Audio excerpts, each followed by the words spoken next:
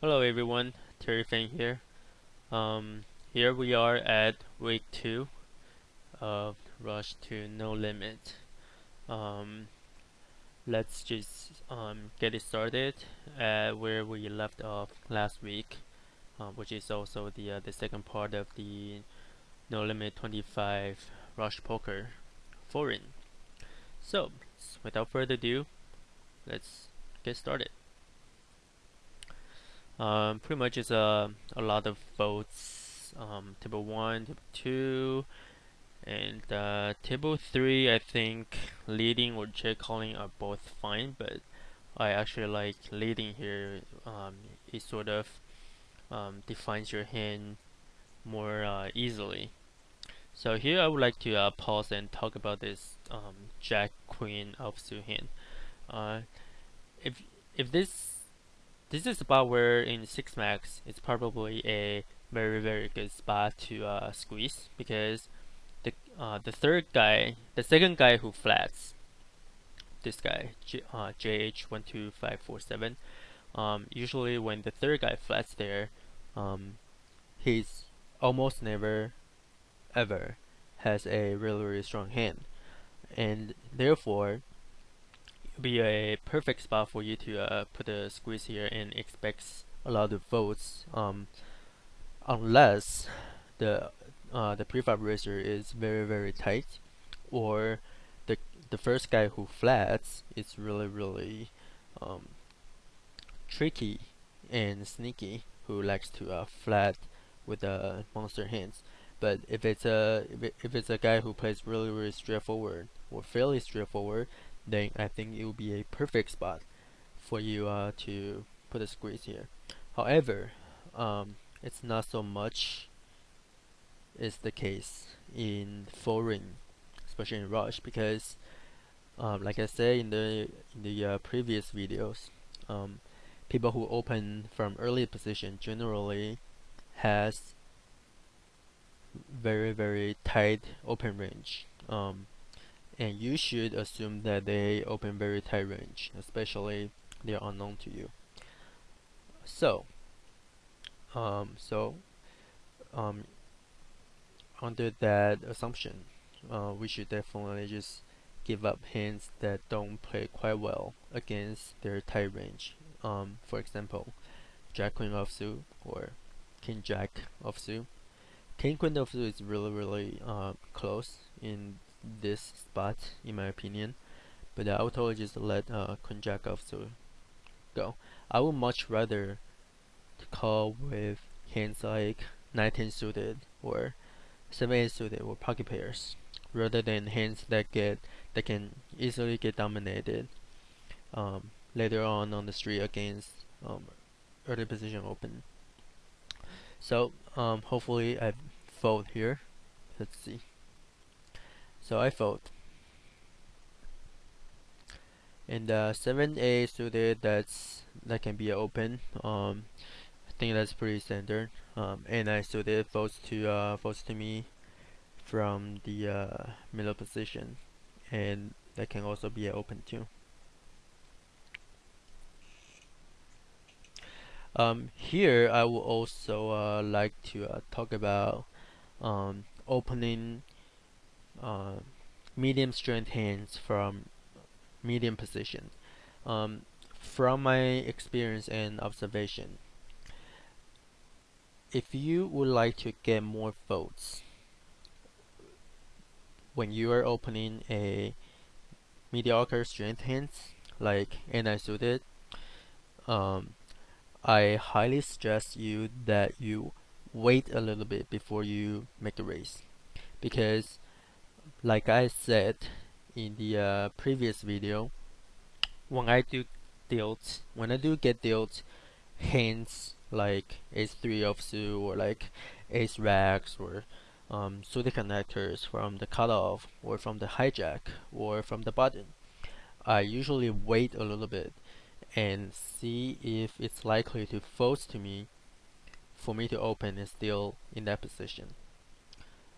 So, on the same token, if it takes a little longer for me to wait, then I would generally just fold those marginal hands and fold and move on to the very next hand. So I get higher probability to get a real hand and play there.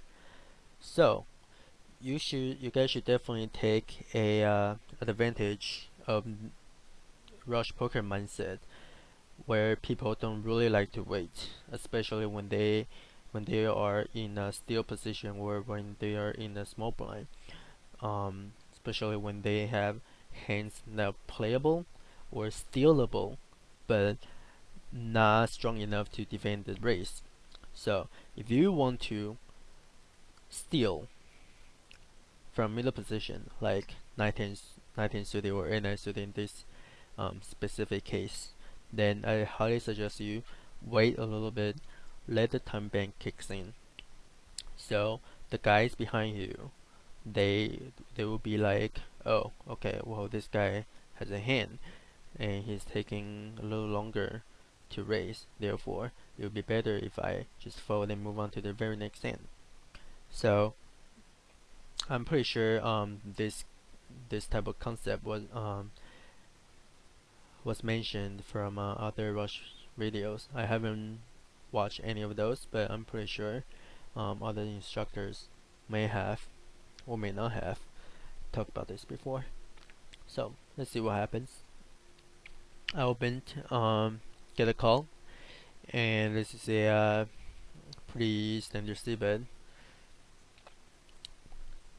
In table 1, he check calls my c-bet, and turn is actually a really good card for me to double barrel on. First of all, it's a king, so it's very likely to hit my preflop raise range, and it decreases his flop calling range because there's just not that many king X hands in his flop calling range. Second of all, I picked up a backdoor draw, which gives me extra equity. So when scale card comes and when you pick up extra equity, and especially when you have a position, I think this is a perfect spot for you to double barrel with the intention of betting a lot of rivers, except for Jack, except for an 8, but pretty much I'll bet majority of the river. Definitely all the spades, ace, the queen, or the 10. I would have barrel on those rivers if I do miss my flush draw. In table 4, he just folds. Table 1, I double barreled, as I expected. And he folds, which is good.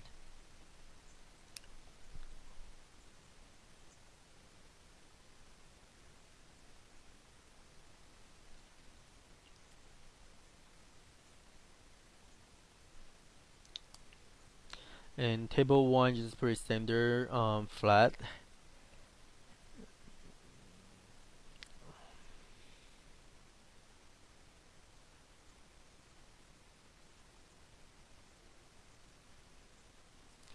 Alright, here, I think on the table 1 you can do, you can either fold is definitely okay, but you can also flatten here. I mean, not really flatten, but more like a floating, because first of all, you might have the best hand. Second of all, this flop is actually really good. It's like one of those perfect flops for the preflop racer to see bet. Therefore, by flattening here, you're actually representing a really strong hand. For example, like pocket tens, pocket jacks, or any queens, or flop the set, flop 2 pair. And if you do flat here, you definitely can have hands like pocket 5s and pocket 6s that you're trying to slow play. So by flattening here, it forces our opponent to play very straightforward on majority of the turns.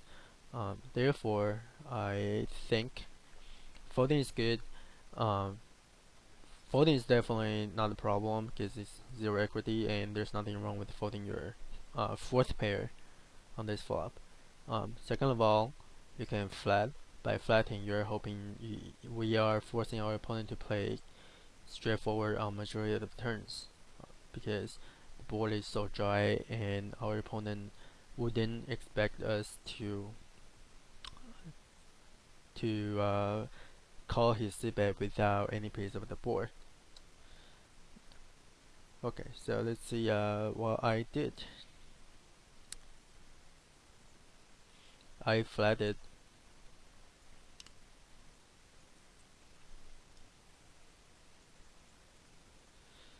Okay, so I flatted.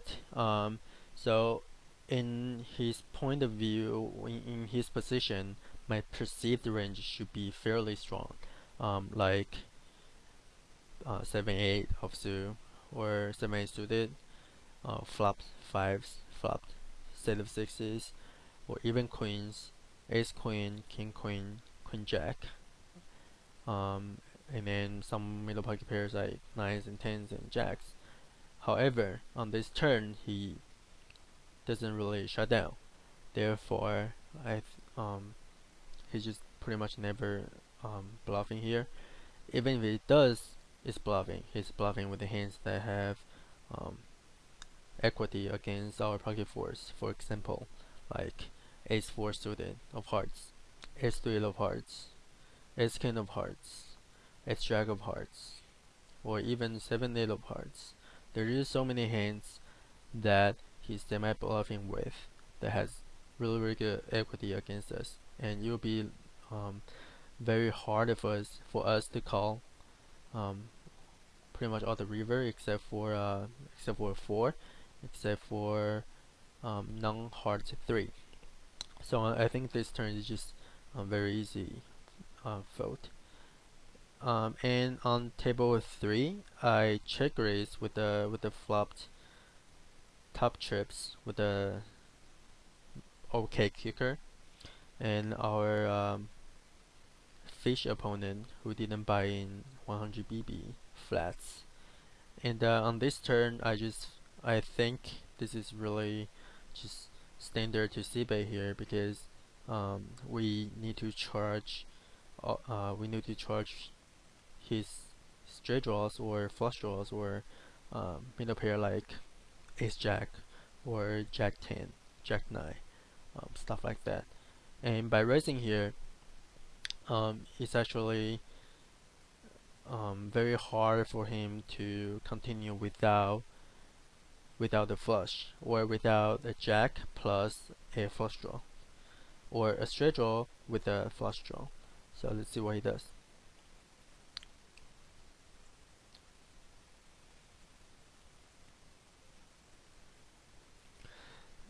So here he min raised our turn bet, which really surprised me because his turn bet literally just screams call me, because he wouldn't expect me to fold after I check raise this flop and then bet this flush turn. So I think getting my money here would be pretty atrocious because uh, it would be almost impossible for him to call us with a worse hand. So I think on this spot it's better if we just flat call and then try to get a cheap showdown or try to complete our boat. And on table 4, I think just this is very standard to raise the dunk bet, especially he only bets 1/3 of the pot. So we have 2 overcards plus backdoor straight draw plus flush draw. So I think this is a very good spot and perfect spot to raise his dunk bet. And if he does 3-bet us, then I think he will be very easy shoving all in because of all the dead money in the pot, and with our hand equity Let's see what happens.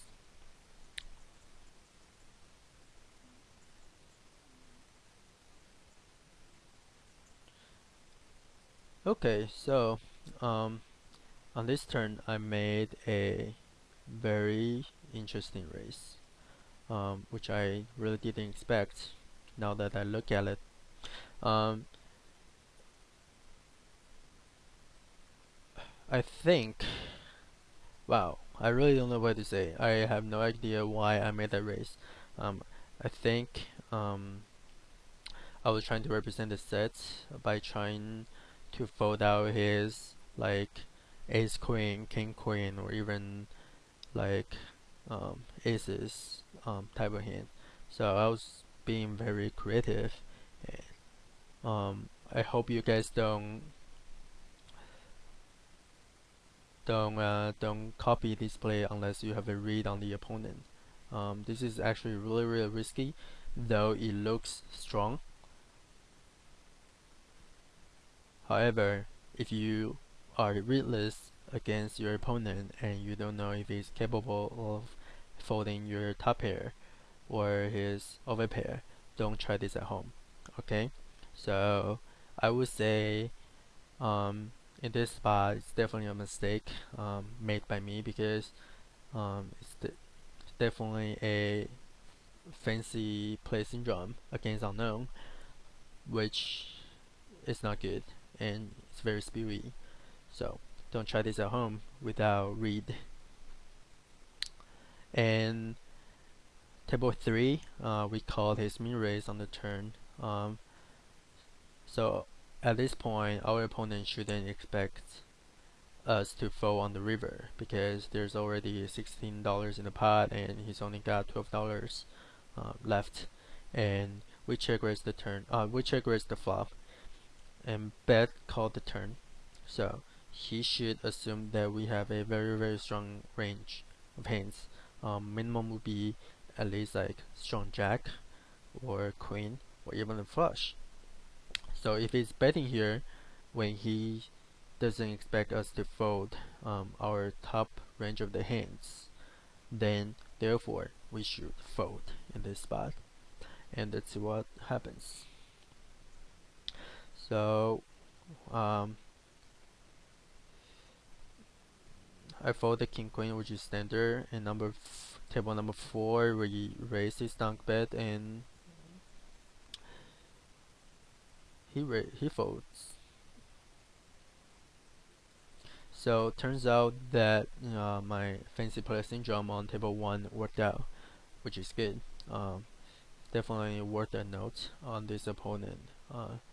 You can put something like C bet as preflop raiser in a three-way pot on 5-6 queen rainbow, and then bet fold turn deuce of hearts. And then on table 3, he was betting $5, and the bet just looks really suspicious. Um, we can definitely make an argument for calling because we are getting really good price on our money. But I just feel like he's never bluffing here. The worst value hands that he can be betting here would be like ace jack or like jack 10. But even those hands from the fish, I would expect them to check back for showdown value, especially there's a queen on there are two queens on the board and there's flush um, possibility. So I wouldn't really expect our fish opponent to bet any hands that's worse than trip queens. Therefore, I think folding is probably the best option in this spot. I could be wrong, and I welcome you guys for your advice.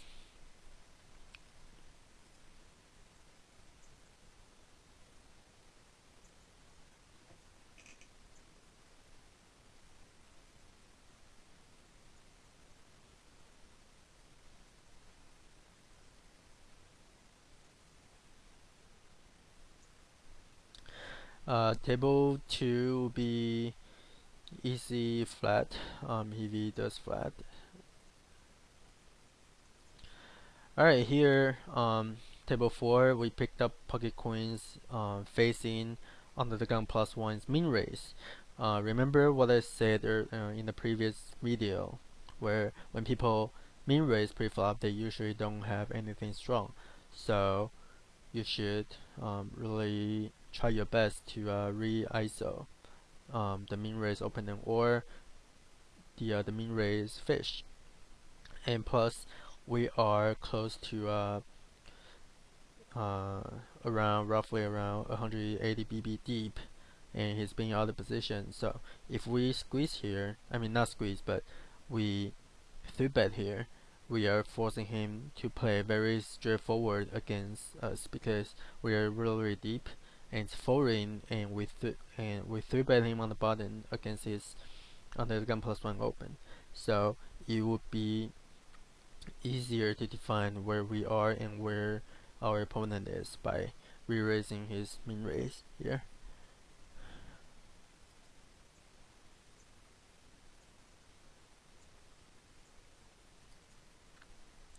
And on table 1, I think I really like the 3-bet because it's very likely that our opponent is just trying to steal from the cutoff. Therefore, 3-betting here with a suited connector or suited 1-2 gappers works really well against those frequent stealers. Let's hope that he folds.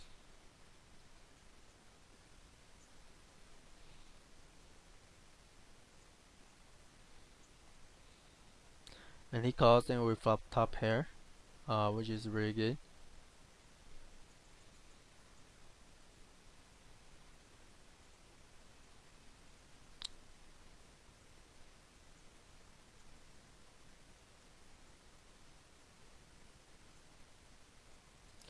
On table 4, we open early position for with pocket queens and then get a not so good flop, king jack, and this is spot where I usually would just go for check call, especially against unknown, and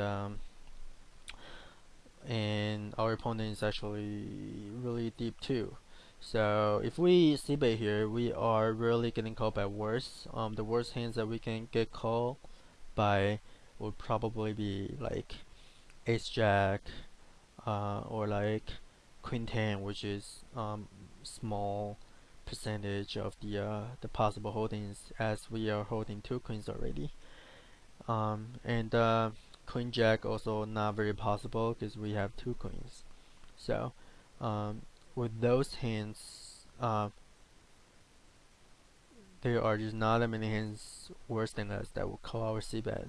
So I like to just go for a check call here and control the pot size, and also gives our opponent opportunity to bluff at us with the worst hands. So we check and then he check back, and then turn is actually you can say it's actually a great it's a good turn. It can also be a bad turn because now that Jack X hands just went ahead of us, but since the pot is so small, there's really no point for us to betting out right now because there are just no worse hands we call this at all. And by check calling, we might get to a very cheap showdown if he decides to check back with the hands that have a showdown value, for example, ace 10 or like ace queen or like as ace x.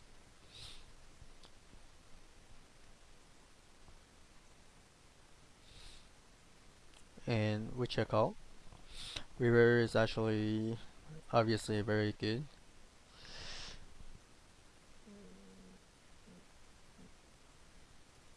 So now that he almost passed the river, I'm actually very convinced that it's we are in a way ahead or way behind situation.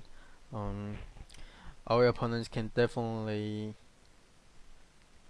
turn some hands into bluff, like pocket tens, pocket nines, uh, or even like uh, ace queen, ace ten type of hands. Uh, However, I just don't think it's very profitable for us to make a hero call here, hoping that he shows up with a bluff, or hoping that he shows up with a ace x of hands. So against unknown, and against this pot size, against this base size that we are not getting very good price on our money, I think folding is definitely fine, unless you do have a read that your opponent is just crazy on betting the river, or you have a read or you have a history with the opponent who is very capable of turning hands into bluff. Then you might be able to make a hero call here. So in this case, I'm pretty sure I folded at the end because I really don't like guessing. Either he has it or he doesn't.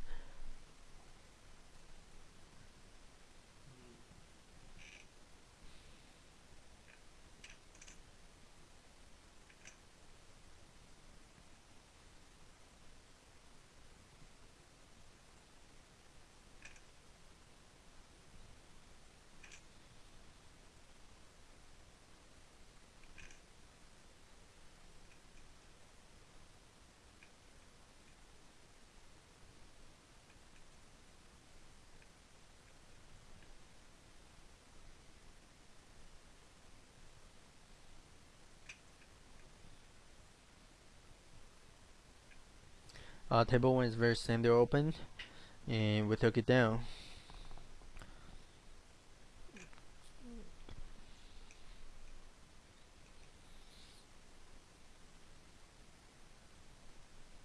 Table 2 will be pretty standard complete, if it does complete to us.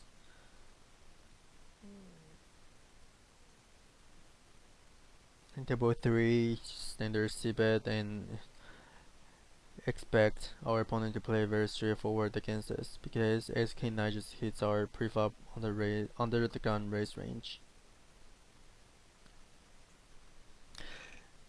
On table 2, it quickly folds to us in the cutoff with ace 6, and I'm not sure exactly why I didn't open in that spot. Very likely to be a misclick, as I do open with SX there pretty much all the time, unless I know the blinds are crazy 3-betters. So the table number 2 should have been a open. And table 1, I folded king jack of suit under the gun, which is also standard in the 4-ring game. I hope you guys don't try to open that under the gun and then hate yourself in the future street. I think table 4. This is a spot where I usually, like, a lot of people would just check and give up, but I like c-betting in this spot because we do get to fold out a lot of better hands than us. For example, like pocket fours throughout pocket tens, or even pocket queens would pretty much just fall to the c-bet on this flop. If we do get called, we are for sure way behind of his calling range. But we but if we c-bet here, we are getting a lot of better hands to fold. So I like c-betting here rather than just check folding. And he folds, which is great. And we flopped middle pair with the opening straight draw.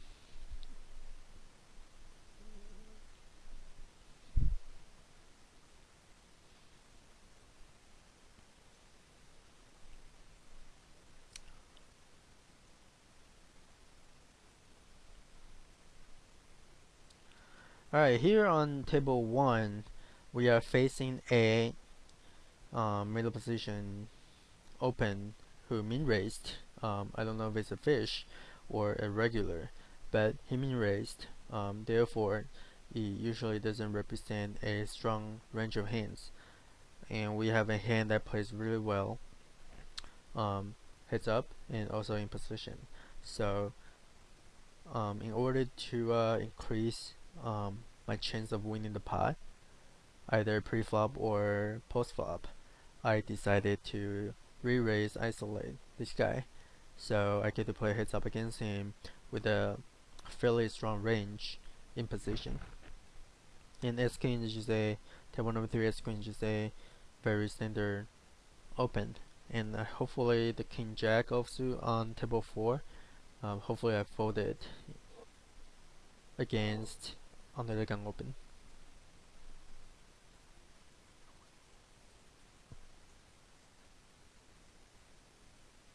And he folds, which is good.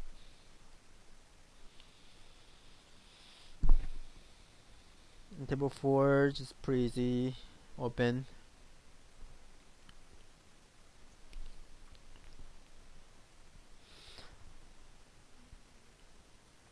And table 1, here, a fish who didn't buy in full, min raise from the small blind versus big blind, and I think this is a spot where I wouldn't mind just 3-betting, and then if he 4-bets, I would just stick it in pre-flop because pocket 7 is just actually really strong blind versus blind situation, and we're against a fish who mostly don't know what they're doing and overplays their hands quite often. So against a fish, in a blind versus blind situation, versus his min raise, min open, I would definitely just 3-bet here, and with intention of getting all in.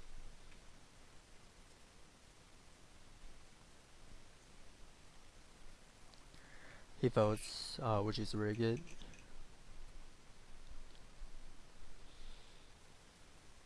And table 2 just standard open and fold to a 3-bet.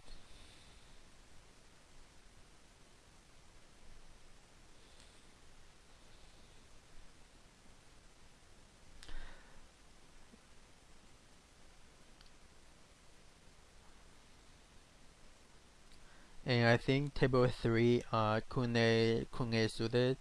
You can go either way. You can definitely by folding. You can definitely fold. It's not a big mistake. It's just that you are playing very tight.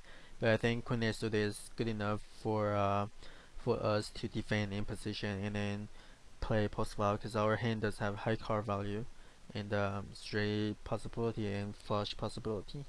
So I like just fold flatting here pre-flop and then play post-flop against small blind. I know a lot of people like to 3-bet here with a lot of suited queens or suited kings. I personally don't like the idea because nowadays people just do like go really crazy pre-flop by 4-betting any sort of suspicious risk-stealing situation. So in order not to get full bet bluff too much, I prefer to flat more rather than 3-bet more. So this is what I did. And he check fold the flop, which is good.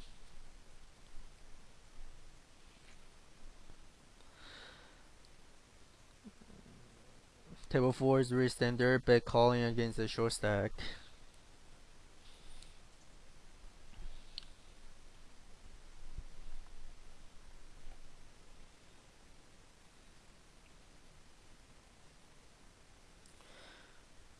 And table 2, standard open.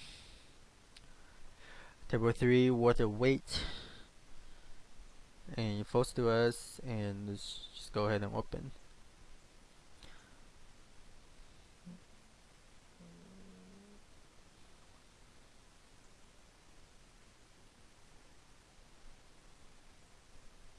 On table 1, we limp behind with pocket 8s, and flop comes actually really dry, and I like betting that flop because it just further defines our hand, and it allows us to take down the pot fairly often.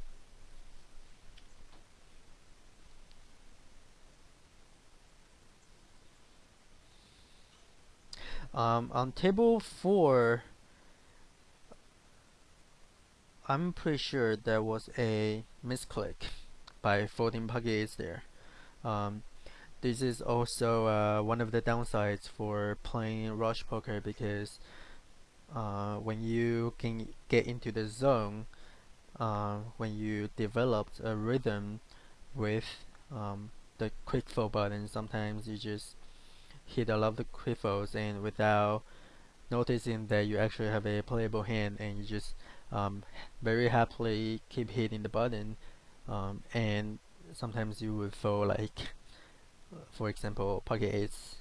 In this situation, I even had times where I folded pocket aces from under the gun, or folded pocket kings when there's a under the gun open, when I was just trying to um, put in as many hands as possible, and didn't really notice that I had a playable hand. So when you are playing rush poker, you really do need to um, don't play too fast. I know it's kind of hard because um, some people just get really excited by smashing the buttons, like me. Um, so just pay attention to your table, and then don't act too fast. So I misclicked and then fold pocket eights.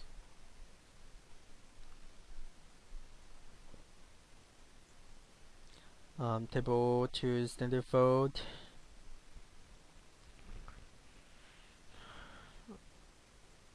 Table 1 standard open. And table 3 would definitely just bet folding. Table 2 standard fold against early position open, and we're in a small blind with king queen offsuit. It just doesn't really play well.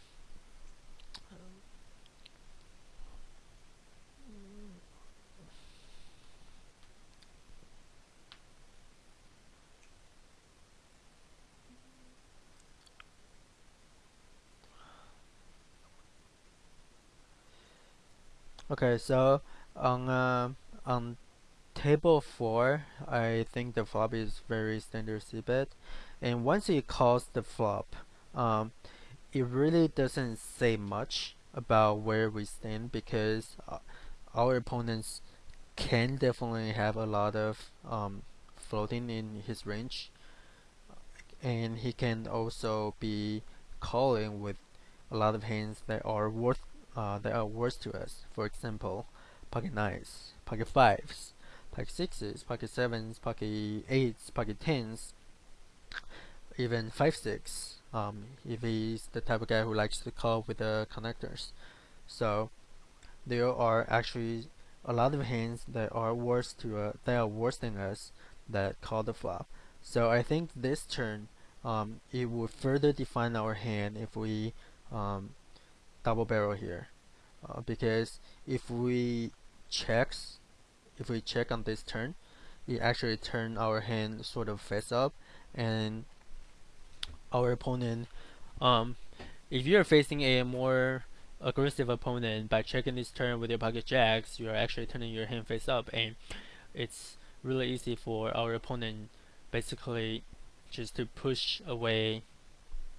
uh, push away our hands by betting turn and betting river, knowing that we can't really call without an ace. So I think betting this turn, um, it further defines our hand like easily, because it'll be just really, really hard for him to continue without without an ace, and there's a small possibility that he's going to call with worse medium pairs, that he's going to likely to check back on the river if we do check. So I bet the turn.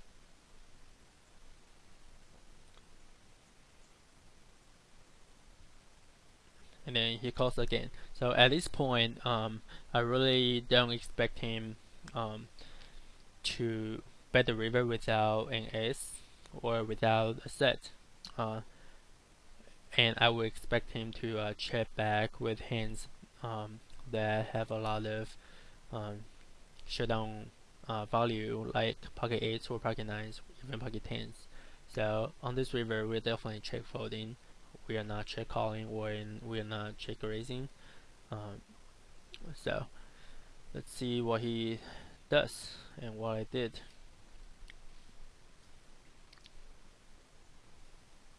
So he checks back and then he show ace 10. Kind of I really don't like his pre-flop flatting because that's really loose in my opinion. And we defend in the big blind with the queen 10 suited flop top 2. And then he checks.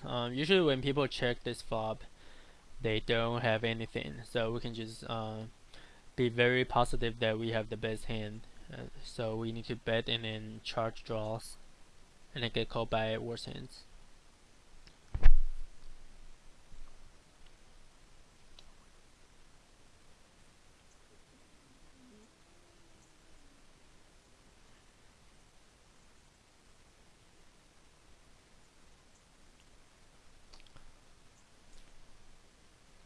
On table 4, usually I would just check fold this flop. If pre-flop raiser bets a normal amount, but here he only min bet the flop, and then we get another call, and our hand does have a little bit potlucks and value on this flop.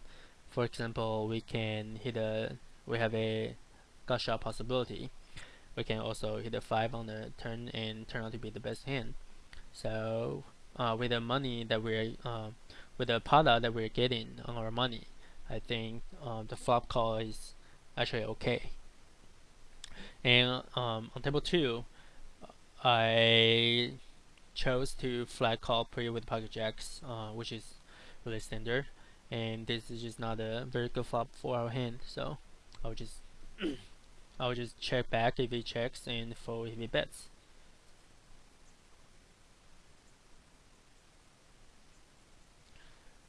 Oh, wait a second. I called.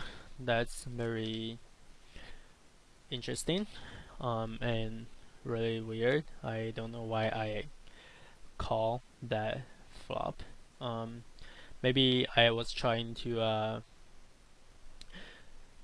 maybe the reason why I called was because I saw that he was making only half pot size bets on this sort of scary flop, so I called, and with the intention of taking a stab at it if he checks the turn. And now that the turn brings a flush draw, and then also pairs the highest card on the flop, it does give our hand a little bit more equity. Either it's flush possibility or our hand all of a sudden has a showdown value against some of his range. So let's see what he does on the turn.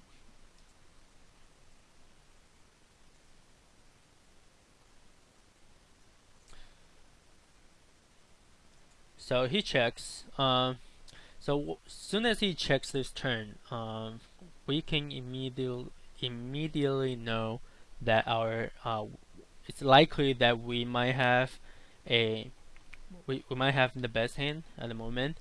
Otherwise, he's definitely betting his flush draw. He's definitely betting his flush. He's definitely betting his king X for protection. And the only hands that we're actually quite behind would be queen X type of hands. But we would also find out on the river if he does have any of those hands. And on this river, we have flush. We made our flush. And if he checks here, we're definitely betting for value. And if he bets, we're definitely not folding. So because he could be bluffing on this 4-card flush, trying to turn his hand into bluff, or like he just has complete air and trying to push our hands away.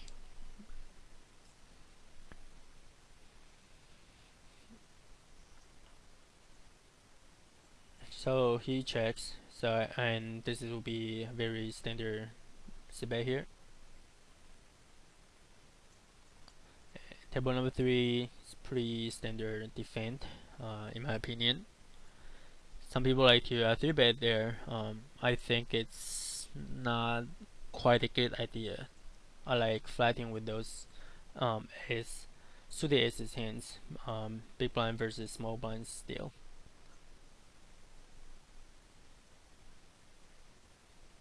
Table number 3 is very easy fold after the raise in the 3-bet.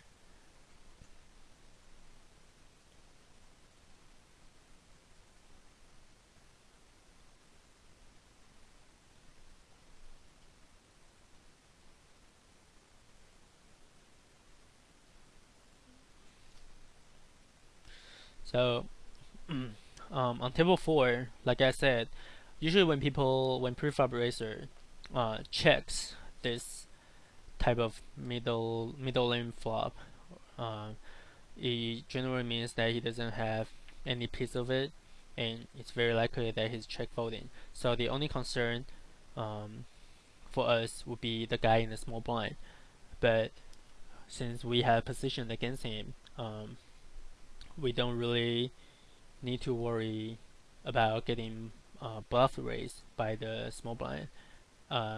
Also, because he's a short stack, which kind of force him to play straightforward against us in this spot, against the bets.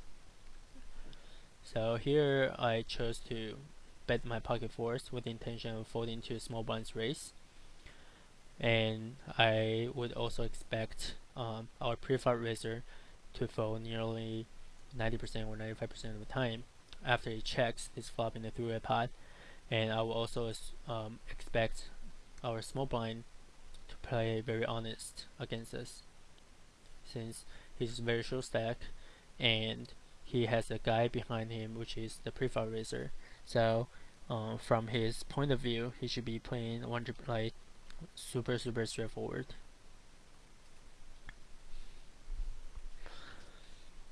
So he calls,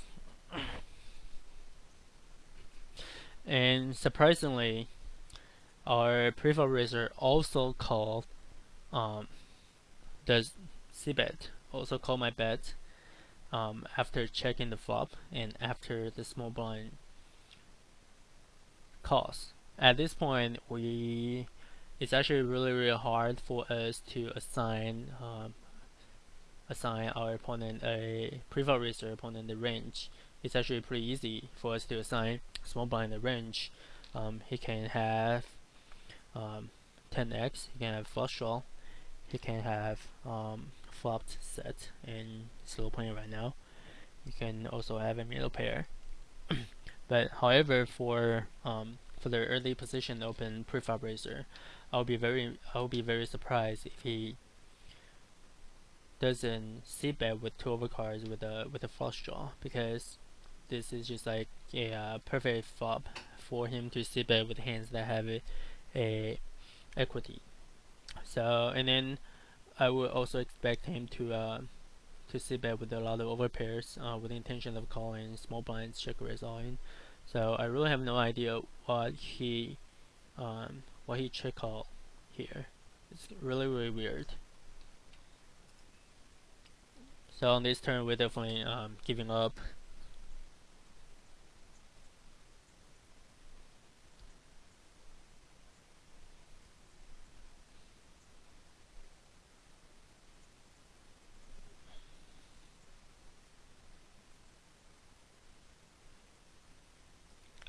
So small blind goes all in on this river, which we are definitely not calling, and our pre-flop raisers snap calls.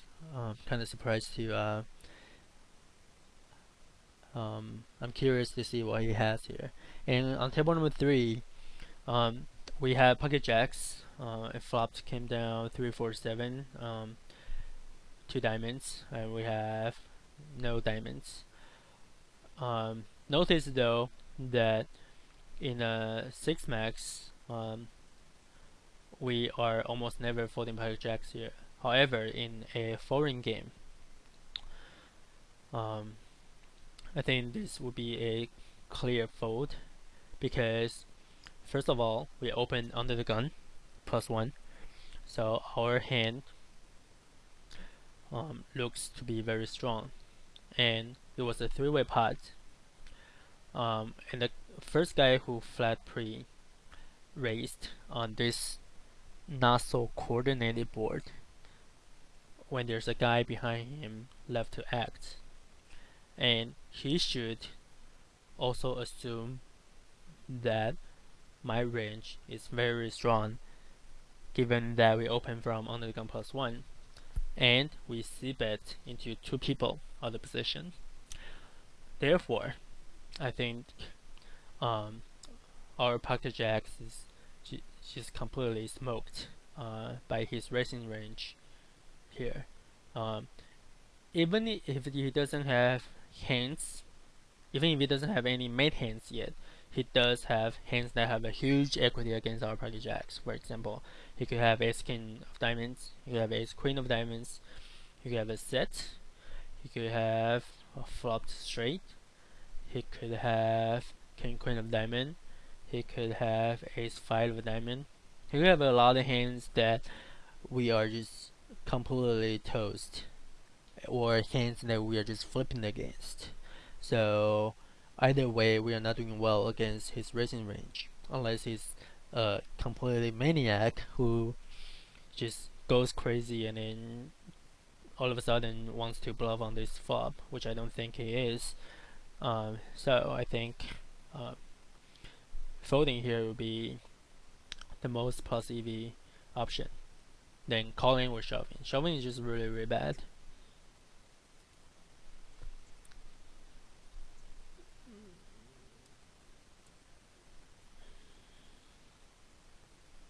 So I'm glad that I folded, and I'm very happy about my fold.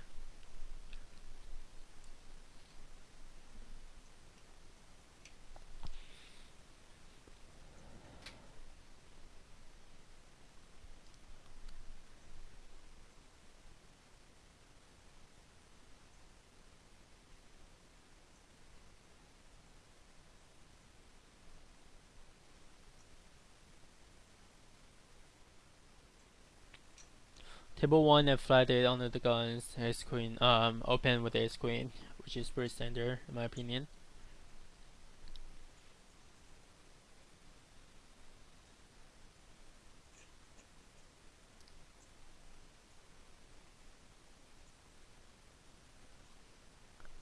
In table 3, check call, which is also pretty standard.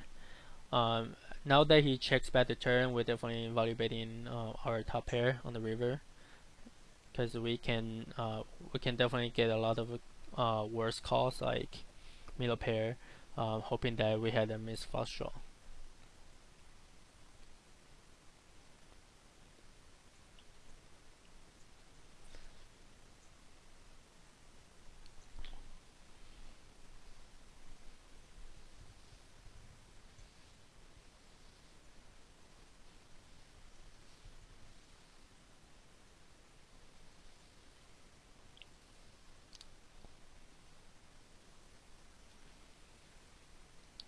Table 3 we have pocket aces, hopefully we get some action. Table 1 we have ace jack of suit falls to us in the middle position, very standard open. Table 4 worth the wait. And early position opens, we just fold. And queen jack of suit under gun +1 on table 1, it's very standard fold. Because I do really open very tight when I'm playing foreign rush, and when I'm in the early position.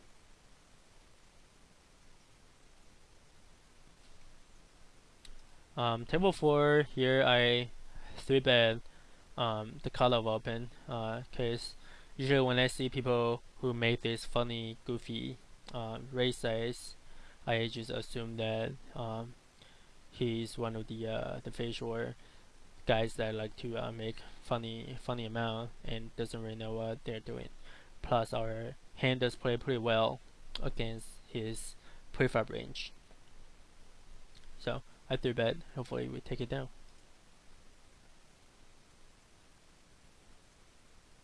And he votes. Table 2 be pretty standard open, and table 3 I folded.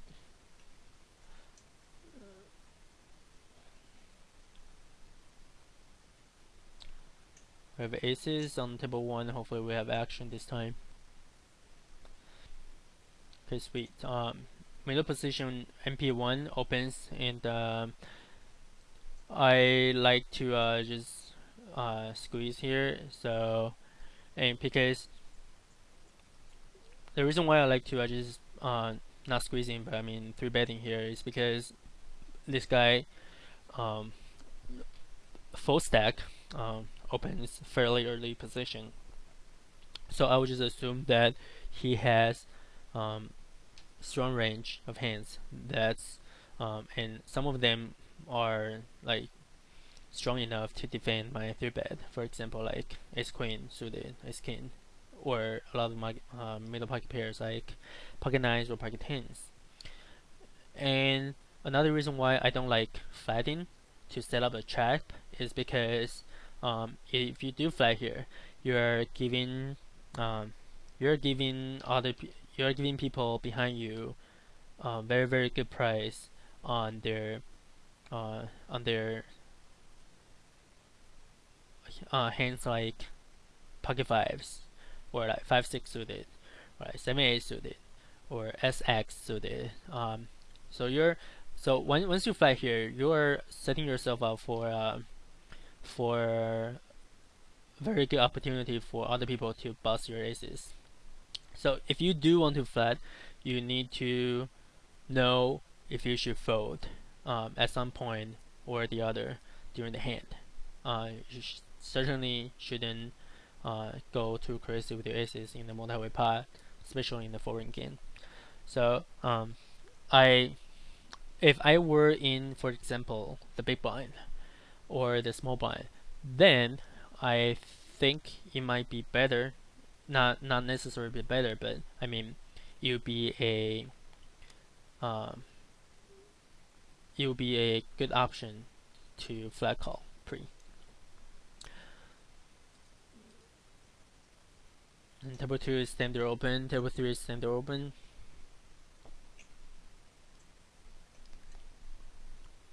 And he folds table 1. Sucks that we don't get any action with our pocket aces. Table 4 also standard open with the suited queen jack. Table 2 standard open. And we do get a over 100 BB stack instant shove from the button, so we just fold. I think in that spot our calling range is actually really tight. I think the worst hands that I would call would be minimum pocket queens, and pocket queens, pocket kings, and pocket aces, and at worst ace king. Any other than that, I'm definitely folding pocket jacks and pocket tens because I don't like flipping. And he could very easily be shoving in with like pocket queens, knowing that people just don't fold ace king there. So yeah, you're actually just getting in kind of bad if you call with pocket jacks or pocket tens.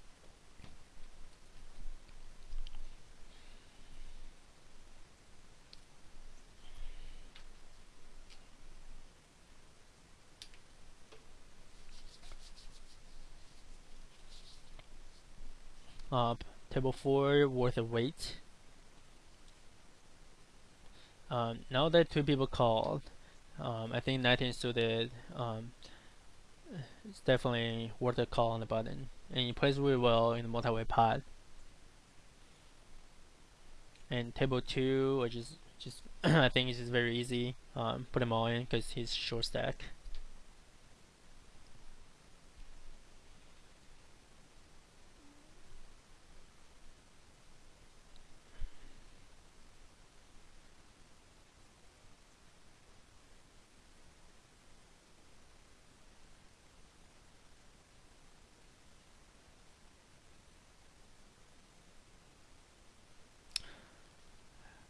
Table 3 against hijack open. I think king queen is a fairly standard defend against this range.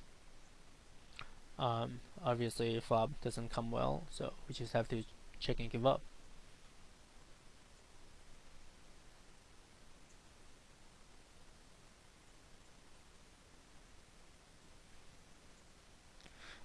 Table 1 is standard fold against a 3-bet, especially comes from a show stacker.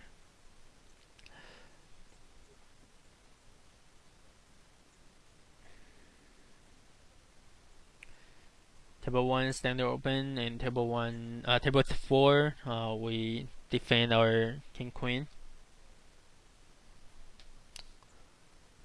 And on this turn, I just really don't think there's any value in betting because he's really check calling with a lot of worse hands, and the worst hands I think he would be check calling would be only like pocket jacks or queen jack, um, assuming that he's opening with a reasonable range of hands from early position.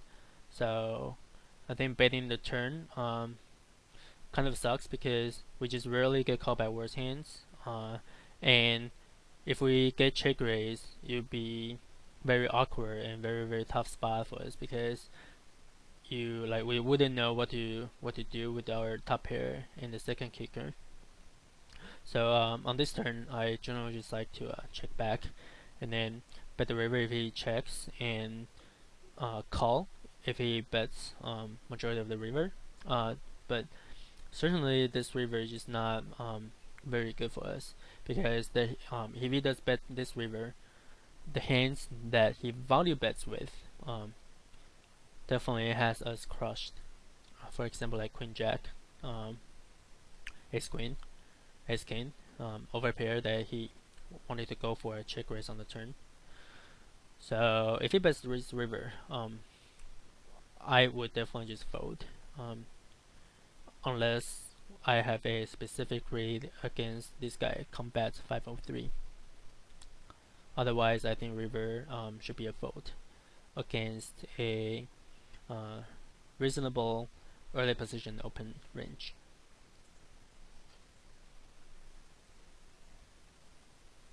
Table 1 is very easy standard check and give up, and on table 4 he does pass almost pass the river 75% of the pot.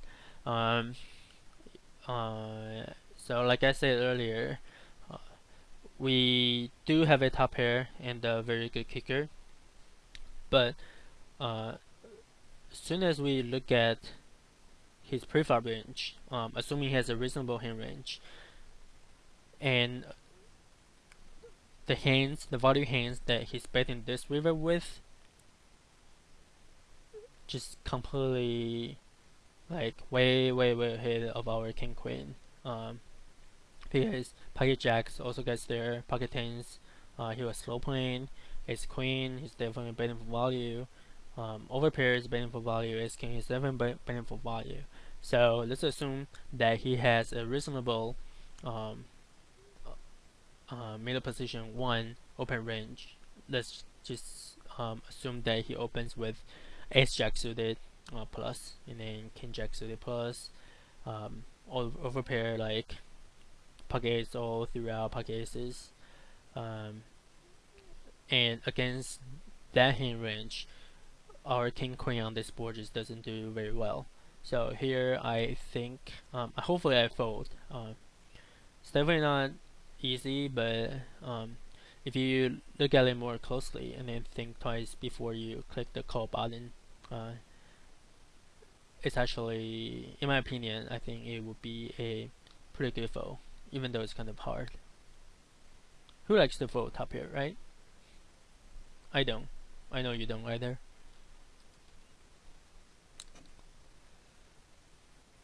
Table 1 is very easy, check fold. Table 4, I'm still thinking. Really hard for me to fold top pair, especially usually when I play poker. I don't have fold button installed, or it's either not installed or it's deactivated or just completely broke because nobody likes to fold. How can you make money if you keep folding, right? Let's see what I do. King Queen standard fold against 30% open. Ace King standard open. I'm still thinking. Oh, and I folded. Kind of tough, kind of hard for me. But I think in a foreign game, this is fine, in my opinion. If you have any different thoughts on this hand, please feel free to comment or send me a PM on This Is Correct. I'll be more than happy to discuss this hand with you.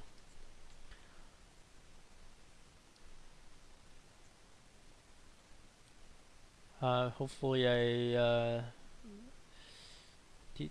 flat the Jack Queen hand.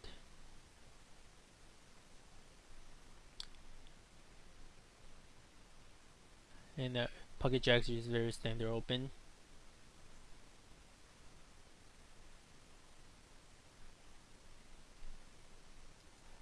So on table 1 he flats, he c-bets, which is standard, and we have a open end straight draw to the nuts, and also we have a backdoor flush draw. So we're definitely not folding. Raising here would be really atrocious, I think, because if he back shoves on you, you don't know if you are priced in to call, and you will be getting your money in a really horrible situation. So hopefully I just flat called and hit a 9 or ace on the turn. So turn is very bad for us because now we don't have any chance to suck out on set of 10s and set of kings, and we don't have backdoor flush draw anymore, and our ace or 9 on the river are not necessarily would make us the best hand. So our hand can very easily be joined there right now. So I hope I fold if he bets, and I hope you do if you are playing by yourself at home.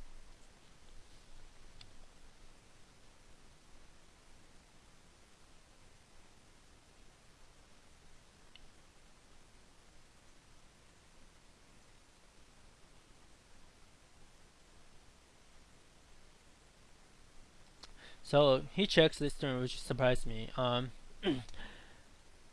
Here on the turn,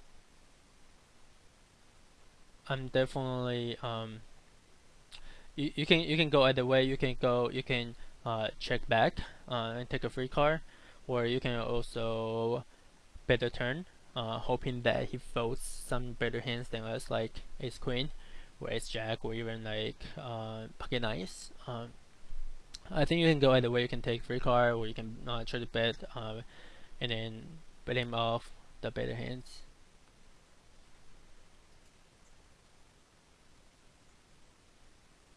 And he votes. So on table 2, we squeezed. So I squeezed pre. This is spot where I really don't like flatting with Ace Queen also here, because our hand is actually very too strong to fold. Folding here would be bad in my opinion, but flatting here doesn't really give us a very strong position to play against early positions open range. And in my opinion, I just think this is spot where it's very good, perfect for squeezing with the Ace Queen offsuit. Suited I definitely like to call because we have flush possibility. But by squeezing here, we are forcing the preflop raiser to play straightforward against us, since he's being out of position and there's a guy behind him. So if he doesn't have any strong holdings, for example, like ace queen suited, he's very likely to just fold here preflop. We can also fold out a lot of better hands, for example, like pocket deuces through pocket sixes or even sevens or eights if it's really tight. And even if the first caller Alienta, he calls our squeeze, we still have position against him on post flop. So I really like squeezing here. And if we get 4-bet by the preflop raiser scrim ton, we just go ahead and make an easy fold, because we know that he's almost never bluffing 4-bet bluffing here.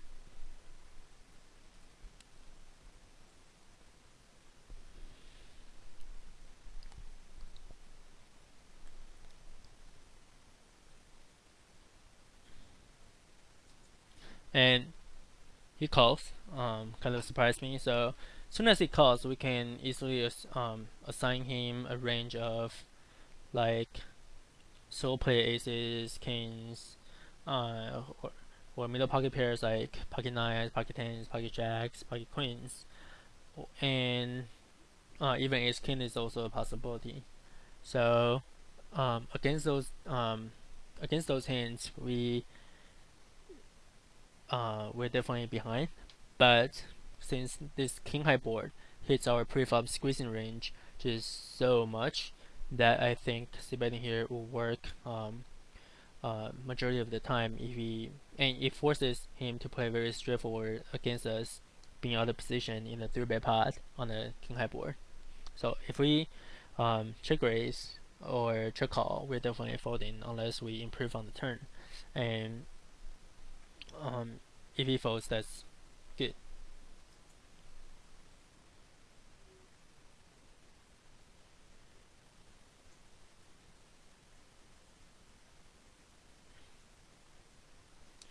So now that he checks, we're definitely giving up unless we catching ace on the river.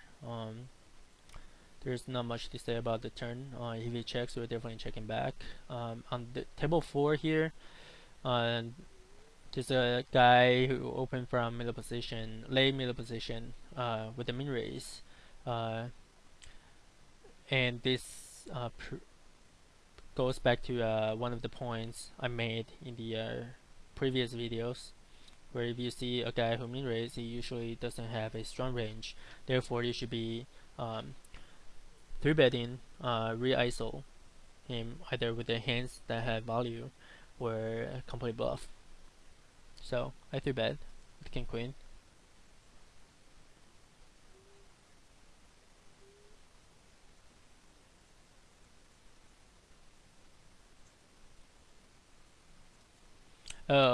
Here on table 2, it's just very bad. I really don't like the turn bet because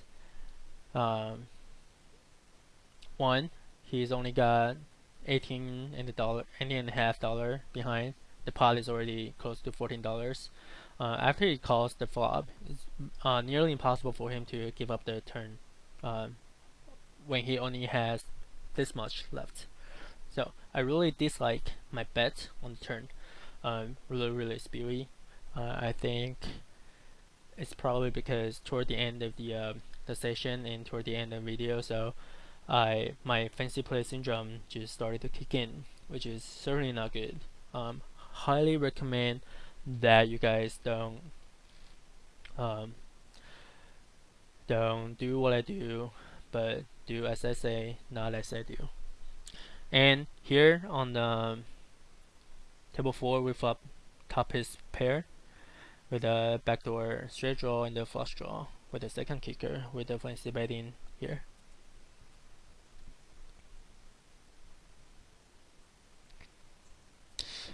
And obviously we get check shoved by the guy who's almost never ever folding the turn after he check calls the flop in a 3-bet pot.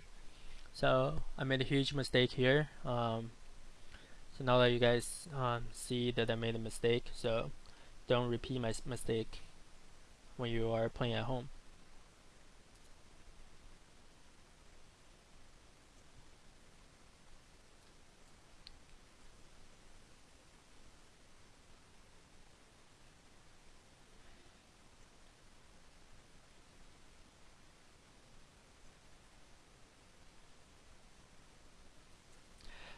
Table 4, we have the second nuts right now, and it's really weird that I really couldn't assign uh, a range of hands that's for him to call our 3-bet pre, and then calls the flop and then calls the turn.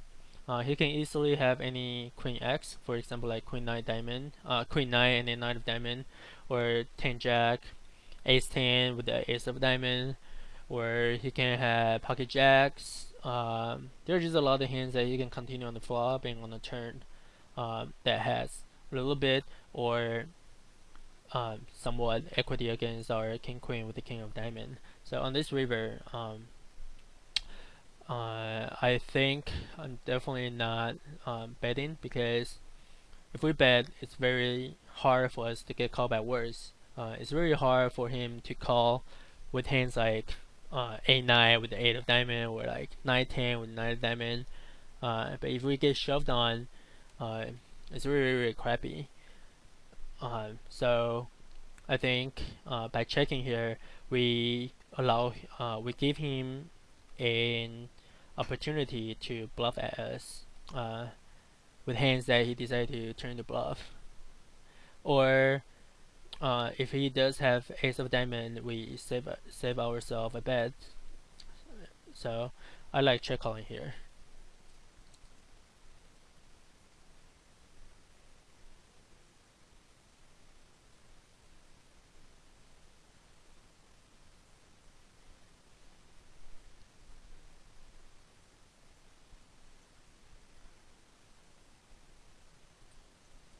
So he check and then I won the pot. I actually don't remember what he had because I didn't see the last hand. And the time is up. We actually went well over an hour. I hope you guys liked the second part of the commentary. I know I made quite a few mistakes, but I also think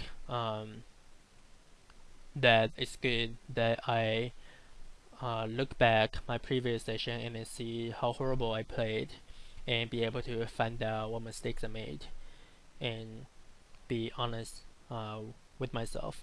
So here, during the last hour or so, I misclicked a couple of times.